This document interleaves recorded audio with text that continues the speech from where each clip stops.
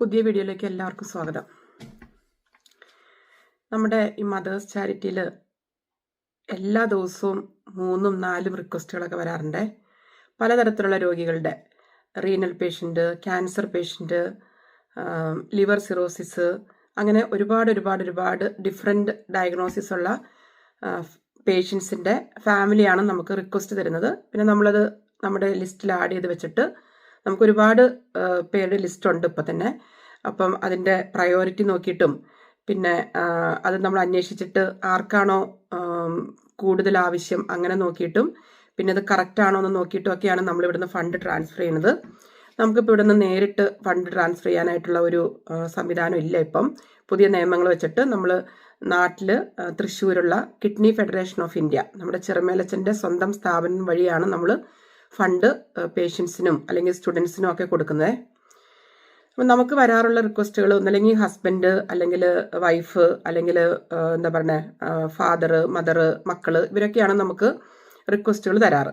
അപ്പം നമ്മൾ ഏതെങ്കിലും ഒരു ട്രസ്റ്റി ആ തന്നിരിക്കുന്ന നമ്പറിൽ വിളിച്ചിട്ട് പേഷ്യൻറ്റിൻ്റെ എല്ലാ കാര്യങ്ങളും ചോദിക്കുകയും അതുപോലെ തന്നെ ആ പേഷ്യൻറ്റിനെ അറിയുന്ന ആരെങ്കിലും ഉണ്ടോ എന്ന് അന്വേഷിച്ചിട്ട് അവരോടും കാര്യങ്ങൾ ചോദിച്ച് പിന്നെ പേഷ്യൻ്റെ മെഡിക്കൽ സർട്ടിഫിക്കറ്റ് അങ്ങനെ അതിന് സപ്പോർട്ടീവായിട്ടുള്ള എല്ലാ ഡോക്യുമെൻറ്റ്സും വാങ്ങിച്ചിട്ടാണ് നമ്മൾ ഒരു ഫയൽ ക്രിയേറ്റ് ചെയ്ത് ആ ഫയൽ നമ്മുടെ അടുത്ത് സേവ് ചെയ്ത് അതുപോലെ തന്നെ അച്ഛൻ്റെ സ്ഥാപനത്തിലേക്കും ആ ഫയൽ കൊടുത്ത് ാണ് നമ്മൾ ഫണ്ട് കൊടുക്കുന്നത്. കാരണം ഇത് ഒരു രജിസ്റ്റേർഡ് സ്ഥാപനമായതുകൊണ്ട് ഏറ്റവും സുതാര്യമായ രീതിയിലായിരിക്കണം ഇതിൻ്റെ എല്ലാ പേപ്പർ ഇടപാടുകളും. ഞാനിപ്പോൾ പറഞ്ഞു വന്നത് അതൊന്നുമല്ല. ശരിക്കും പറഞ്ഞിട്ടുണ്ടെങ്കിൽ ഒരു 5-6 മാസങ്ങൾക്ക് മുൻപ് നമുക്കൊരു റിക്വസ്റ്റ് വന്നു. പേഷ്യൻ്റ് ക്യാൻസറാണ്. ഞങ്ങളെ പഠിപ്പിച്ച ഒരു ടീച്ചറാണ് ശരിക്കും പറഞ്ഞാൽ ആ ഒരു റിക്വസ്റ്റ് ഞങ്ങളിലേക്ക് എത്തിച്ചത്. നമുക്ക് ഈ പേഷ്യൻറ്റിനെ ഇതിന് മുൻപേ അറിയാം. കാരണം ഒരു 4 വർഷം മുൻപാന്ന് തോന്നുന്നു ഈ പേഷ്യൻറ്റിന് റീനൽ പ്രോബ്ലം ഉണ്ടായിട്ട് ഞങ്ങളുടെ കൂടെയുള്ളൊരു ട്രസ്റ്റിയാണ് അത് വിളിച്ച് അതിൻ്റെ കാര്യങ്ങളൊക്കെ ഡീൽ ചെയ്ത് നമ്മളൊരു ചെറിയൊരു സപ്പോർട്ട് അവർക്ക് കൊടുത്തു. അത് കഴിഞ്ഞിട്ട് ഇപ്പോൾ ഒരു 3-4 വർഷത്തോളം വേറെ വലിയ കുഴപ്പങ്ങളൊന്നും ഇല്ലാതിരിക്കുമായിരുന്നു. അപ്പം ഇപ്പോഴാണ് വേറൊരു അസുഖം ക്യാൻസറിൻ്റെ രൂപത്തിൽ വരികയും അവർക്ക് ഒരു സപ്പോർട്ട് ആവശ്യമുണ്ടെന്ന് നമ്മൾ അറിയുകയും ചെയ്തത്. അപ്പോൾ തന്നെ നമ്മൾ അതിൻ്റെ കാര്യങ്ങളൊക്കെ അന്വേഷിച്ചു, മെഡിക്കൽ സർട്ടിഫിക്കറ്റ് എല്ലാ കാര്യങ്ങളും അന്വേഷിച്ചു. അപ്പം എപ്പോഴും ഈ പേഷ്യൻറ്റിൻ്റെ വീട്ടിലുള്ള ആരെങ്കിലുമായിട്ട് നമ്മൾ സംസാരിക്കും. അങ്ങനെ സംസാരിക്കാനായിട്ട് നമുക്ക് കിട്ടിയ നമ്പർ പേഷ്യൻറ്റിൻ്റെ മകൻ്റെ നമ്പറാണ് കിട്ടിയത്. എൻ്റെ മകൻ്റെയൊക്കെ ഒരു പ്രായം പോലും ഇല്ല ശരിക്കും പറഞ്ഞാൽ. ഒരു കൊച്ചു പയ്യൻ പഠിച്ചുകൊണ്ടിരിക്കുന്നു. നമുക്ക് ആ സംസാരത്തിൽ തന്നെ വളരെ ഇന്നസെൻ്റ് ആയിട്ടുള്ള ഒരു സംസാരം. അപ്പം ഞാൻ ചോദിച്ചു, ഞാനാണ് ട്രസ്റ്റ് എന്നുള്ള രീതിയിൽ ഇപ്പോഴത്തെ ഈ ഒരു കേസ് ഡീൽ ചെയ്ത് ഞാനാണ്. എന്നാലും പഴയ ഒരു സുഹൃത്ത് ബന്ധം വെച്ചിട്ട് ഞങ്ങളുടെ കൂടെ ഉണ്ടായിരുന്ന ആ ട്രസ്റ്റി ഇവരുടെ വീട്ടിൽ പോവുകയും അവർക്ക് പറ്റാവുന്ന സപ്പോർട്ടുകളൊക്കെ ചെയ്യുകയും ചെയ്തിട്ടോ. അതിലൊക്കെ ഞങ്ങൾക്ക് ഭയങ്കര ഒരു അഭിമാനമായിരുന്നു. നമ്മുടെ ട്രസ്റ്റിമാർ അല്ലെങ്കിൽ നമ്മുടെ വോളണ്ടിയേഴ്സ് വർക്ക് ചെയ്യുന്നവർ വെറുതെ ആ പൈസ കൊടുക്കാൻ വേണ്ടി മാത്രമല്ല, കുടുംബത്തിനൊരു സപ്പോർട്ടും അല്ലെങ്കിൽ നമുക്കൊരു ചേർത്ത് പിടിക്കലും കൂടിയാണ്. അങ്ങനെയുള്ള ഒരുപാട് പേര് നമ്മുടെ കൂടെ വർക്ക് ചെയ്യുന്നുണ്ട്. അപ്പം ഈ മോനായിട്ട് ഞാൻ നിരന്തരം സംസാരിച്ചുകൊണ്ടിരുന്നു. നമുക്ക് പറ്റാവുന്ന രീതിയിലൊക്കെ സപ്പോർട്ട് കൊടുത്തിരുന്നു. എനിക്കിപ്പോൾ പറയാൻ കാരണം ഈ കഴിഞ്ഞ ആഴ്ച ഞാൻ ഈ മകനായിട്ട് സംസാരിച്ചു. അപ്പോൾ അവർ സ്റ്റിൽ ഹോസ്പിറ്റലിലാണ്. മകനാണ് എനിക്ക് തോന്നുന്നൊരു 3 to 4 വീക്സ് ആയി കാണും. ലിസി ഹോസ്പിറ്റലിൽ അഡ്മിറ്റാണ് പേഷ്യൻ്റ്. മകനാണ് എല്ലാ കാര്യങ്ങളും ഈ അമ്മയ്ക്ക് വേണ്ടി ചെയ്തു കൊടുക്കുന്നത്. അമ്മ ഇടയ്ക്കിടയ്ക്ക് ബുദ്ധിമുട്ട് വരും. അപ്പോൾ ICUയിൽ അഡ്മിറ്റ് ചെയ്യണം, വെന്റിലേറ്ററിൽ ആയിരിക്കും. അത് കഴിഞ്ഞ് ബെറ്റർ ആയി കഴിയുമ്പോൾ പുറത്തേക്ക് കൊണ്ടുവരും അങ്ങനെ. പക്ഷേ ഈ മകൻ എന്നുള്ള രീതിയിൽ ഈ അമ്മയെ നോക്കുന്നതുണ്ടല്ലോ, ഇപ്പോഴത്തെ ഈ ഒരു ജനറേഷനിൽ ഇങ്ങനെ ഒരു കുട്ടിയെ ഞാൻ കണ്ടുകിട്ടാനായിട്ട് വളരെ ബുദ്ധിമുട്ടാണെന്ന് തോന്നുന്നു.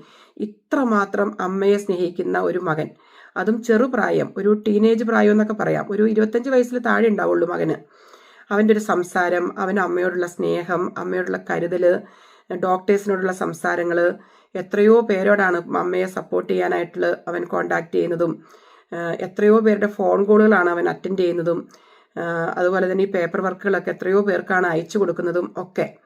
ഇതിലൊക്കെ ഉപരിയായിട്ട് ഈ ഒരു 2-3 ഡേയ്സ് ബാക്ക് ഞാൻ ഈ മകനായിട്ട് സംസാരിക്കാനായിട്ട് വന്നേ.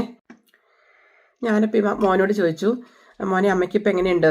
അപ്പോൾ പറഞ്ഞു, ആൻറ്റി അമ്മയ്ക്ക് ബെറ്റർ ആവുന്നുണ്ട്. ഡോക്ടേഴ്സ് പറഞ്ഞത് ഇങ്ങനെ ചെറിയ ഇൻഫെക്ഷനുകളും ബ്ലഡിലുള്ള വേരിയേഷൻസും എല്ലാം കൊണ്ടും എപ്പോഴാണ് വെന്റിലേറ്ററിൽ നിന്ന് മാറ്റാൻ പറ്റുന്നതെന്ന് അറിയില്ല. സ്കാൻ ചെയ്യുന്നുണ്ട്, അതിൻ്റെതായ ട്രീറ്റ്മെൻറ്റുകൾ സീനിയർ ഡോക്ടേഴ്സ് വരുന്നു, അവരെന്നോട് എല്ലാ കാര്യങ്ങളും പറയുന്നുണ്ട്. എനിക്ക് സ്റ്റില്ല് അമ്മയ്ക്ക് ബെറ്റർ ആവുമെന്ന് തന്നെയാണ് ഞാൻ കരുതുന്നത്.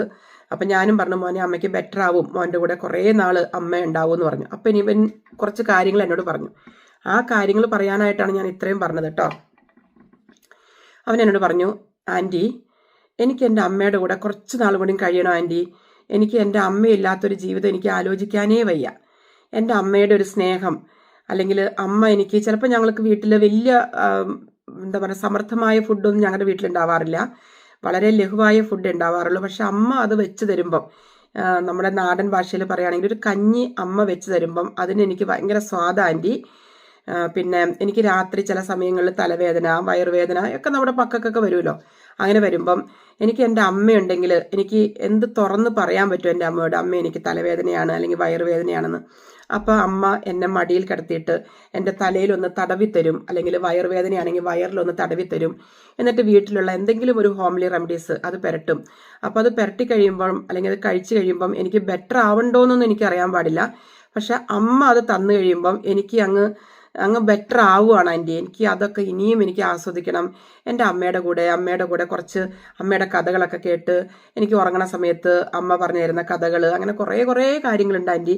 എനിക്ക് എനിക്ക് വേണം. എനിക്ക് വേറെ ഒന്നും എനിക്ക് ചിന്തിക്കാൻ വയ്യ ആൻറ്റി എന്ന് പറഞ്ഞു. ഇപ്പം ശരിക്കും പറഞ്ഞാൽ ഇവനിങ്ങനെ ഓരോ കാര്യങ്ങൾ പറഞ്ഞപ്പം ശരിക്കും പറഞ്ഞാൽ ഞാൻ പറഞ്ഞു, എൻ്റെ പൊന്നു മോനെ നീ ആൻറ്റിയെ കരയിപ്പിച്ച് കളയാണല്ലോ മോനെ എന്ന് പറഞ്ഞു.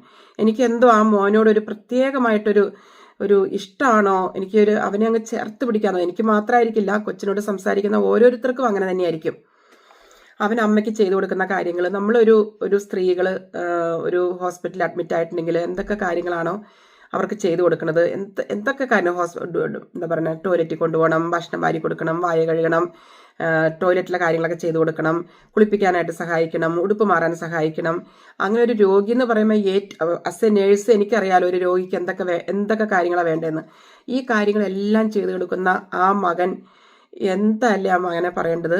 ഇപ്പം നമ്മൾ പേപ്പറിലും ഈ ഫേസ്ബുക്കിലും ഒക്കെ കാണുന്ന ന്യൂസുകൾ എന്താ ശരിക്കും പറഞ്ഞിട്ടുണ്ടെങ്കിൽ, അമ്മ മകനെ കൊലപ്പെടുത്തുന്നു, മകൻ അമ്മയെ കൊലപ്പെടുത്തുന്നു, അങ്ങനെ എന്തൊക്കെ കാര്യങ്ങളല്ലേ നമ്മൾ കാണുന്നത്. അതൊക്കെ വെച്ച് നോക്കുമ്പോൾ എനിക്ക് നിങ്ങളോടൊന്ന് ഷെയർ ചെയ്യണമെന്ന് തോന്നി. ഈ പൊന്നു മോൻ അമ്മയ്ക്ക് വേണ്ടി ചെയ്യുന്ന കാര്യങ്ങൾ, അമ്മയെ കരുതുന്നത്, അമ്മയെ ചേർത്ത് പിടിക്കുന്നത്, അമ്മയ്ക്ക് കൊടുക്കുന്ന സ്നേഹം, അമ്മയ്ക്ക് ഭക്ഷണം വാരി കൊടുക്കുന്നത്. അപ്പോൾ അവൻ പറയുക, ആൻറ്റി ചെറുപ്പത്തിലെ എനിക്കും എൻ്റെ അമ്മ വാരി തന്നിട്ടുണ്ടല്ലോ, അപ്പോൾ ഇപ്പം ഞാൻ എൻ്റെ അമ്മയ്ക്ക് വാരി കൊടുക്കുവാണ്. പിന്നെ അതുകൂടാണ്ട് രോഗി എന്നുള്ള രീതിയിൽ ഈ അമ്മ ഇടയ്ക്കിടയ്ക്ക് ദേഷ്യപ്പെടും. അതൊക്കെ നാച്ചുറലാണ് കാര്യങ്ങൾ. അപ്പം ഞാൻ അവനോട് പറഞ്ഞു കൊടുത്തു, മോനെ അതൊക്കെ ഈ രോഗത്തിൻ്റെ അല്ലെങ്കിൽ ഈ മരുന്ന് കഴിക്കുന്നതിൻ്റെ സൈഡ് ഇഫക്റ്റ് ആണ്. അപ്പോൾ അവൻ പറഞ്ഞു, ആൻറ്റി ഞാനും ചെറുപ്പത്തിൽ കുസൃതിയൊക്കെ എടുത്തിട്ടുണ്ടാവുമല്ലോ, ഞാനും ചിലപ്പോൾ അമ്മ പറയണതൊന്നും ഞാനും കേട്ടിട്ടുണ്ടാവുമല്ലോ, അപ്പോൾ അതൊക്കെ ആയിരിക്കുമല്ലോ അമ്മ ഇപ്പം ചെയ്യുന്നതെന്ന്. എനിക്ക് ശരിക്കും പറഞ്ഞാൽ ഞാൻ ആ മകനെ ഞാൻ കണ്ടിട്ടില്ല, പേഷ്യൻറ്റിനെ ഞാൻ കണ്ടിട്ടില്ല. എനിക്ക് നാട്ടിൽ വരുമ്പം ആ മകനെ ഒന്ന് ചേർത്ത് നിർത്തണം. ശരിക്കും പറഞ്ഞാൽ എൻ്റെ പൊന്നു മോനെ പോലെ ഇതുപോലെ വിചാരിക്കുന്ന ഒരുപാട് പേരുണ്ടാവും. ഒരുപാട് പേരുടെ പ്രാർത്ഥനയും സപ്പോർട്ടും ഒക്കെ ആ മോനുണ്ട്.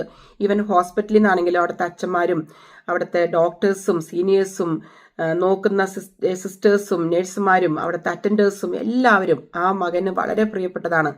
അവരുടെ കാര്യങ്ങൾ ആ ഹോസ്പിറ്റലിൽ എല്ലാവർക്കും അറിയാം. അത്രമാത്രം ആ മകൻ എല്ലാവരുടെയും കണ്ണിലുണ്ണിയായി കഴിഞ്ഞു.